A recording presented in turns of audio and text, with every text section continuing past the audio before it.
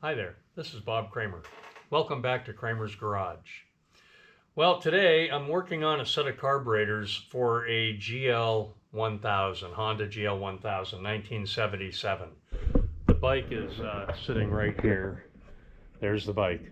So currently I'm running carburetors from a GL1100 on that bike, and I'm going to switch them to the original carbs. The original carbs for that bike are sitting here on my workbench. So there's a modification that's recommended by Randak Cycle Shack to increase or decrease the size of the secondary air jets. So the secondary air jets are in this brass elbow. Okay, secondary air jet. And in this bike, they're a 120, a number 120. So Randak says I should change them to a number 98. Now, in case you don't know what the numbers mean on carburetor jets, at least on Japanese carburetor jets, the number actually refers to the diameter of the orifice in millimeters. So a 98 is actually 0.98 millimeters, or 98 hundredths of a millimeter. A 120 is a 1.2 millimeter orifice. So anyway, that's if there's three numbers in the description, the second two numbers are the hundredths of a millimeter, and the first number is whole millimeters. So a 1.20 or a 120 is a 1.20 millimeter. Now you can convert that to inches by using an online metric calculator, which I use to convert that. So when you convert that 120, it converts to about 38 thousandths of an inch.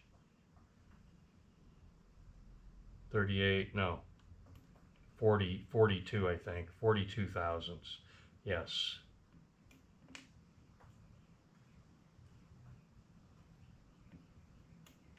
Let me make sure that,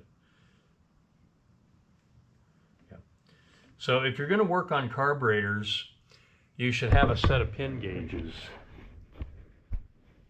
So these are pin gauges, and you can see they're graduated in 1,000th of an inch from 11 thousandths up to 60 thousandths in increments of 1,000th of an inch. So you can use those to determine what the current size of the jet is. So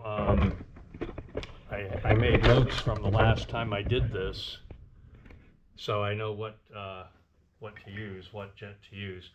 But anyway, so to change that, I'll show you my notes here. To change that from the 120 to the 98, I need to drill that out with a number 62 drill. So that's what I was going to show you today, is how to drill these out. So I went through my collection of carburetor jets, which are in this box here, and I found 4 of them that are smaller than 98. So these two are number 30s, and these two are number 60s. So I've got 2 60s and 2 30s, and I'm going to drill them out to 98 using that number 62 drill. So how do you find a number 62 drill? You buy this set of miniature drill bits, and if you look along the edge here, you see the numbers. So number 62 is actually one of the larger ones in this set. That should be this one right here. See, this set goes from 61 to 80, so 62 is the second to the largest one.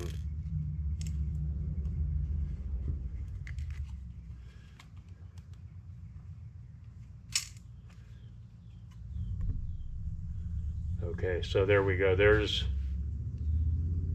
my drill bit. Okay. Now, how do you work with something this small? That's what I'm going to show you next. So what I do is I put the drill bit my bench vise like that. And I don't leave very much sticking out. I hope you can see that okay. But anyway, there's the drill bit in the bench vise. Then I take my drill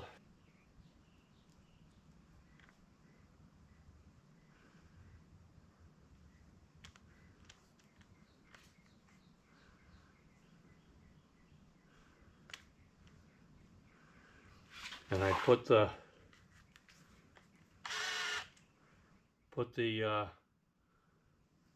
jet in the drill like that. All right, and then very carefully slip that over the drill, and I'm using my fingers as a guide here to keep it straight and everything. Try not to bend the drill, it'll break easy.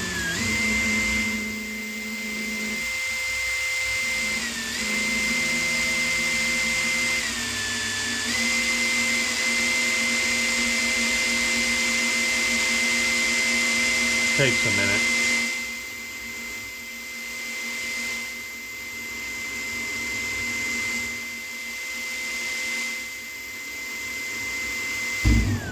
There.